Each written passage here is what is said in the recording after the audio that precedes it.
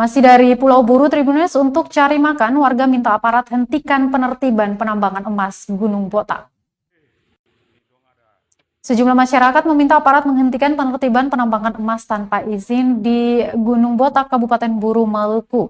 Hal ini disampaikan tokoh adat Dusun Tanah Merah, Dataran Tinggi Desa Waitina, Kecamatan Wailata, Kabupaten Buru. John Nurlatu mengatakan aktivitas penambangan terus dilakukan lantaran desakan ekonomi. Dia mengaku sebanyak apapun aparat melakukan penertiban, masyarakat akan kembali lagi untuk mencari makan.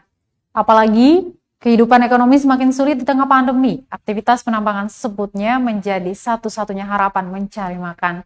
Dirinya berharap tambang emas Gunung Botak secepatnya dibuka secara resmi. Apabila dibuka secara resmi, Nurlatu berjanji bersama masyarakat lainnya akan mengikuti regulasi dari pemerintah agar tetap menjaga lingkungannya dan tidak menggunakan bahan berbahaya.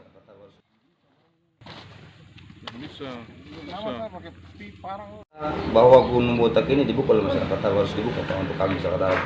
Karena dengan COVID ini Pak, jujur aja kita setengah mati masyarakat adat ini.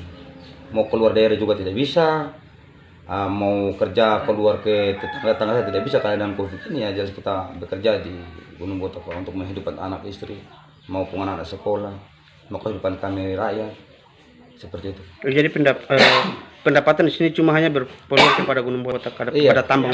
Pendapatan di Gunung Botak aja. Kepada tambang. Jadi itu harapannya untuk harapan kami Pak, harapan kami kita minta untuk pemerintah segera dibuka secara kami rakyat, untuk resmi untuk kami rakyat, untuk kami punya kehidupan.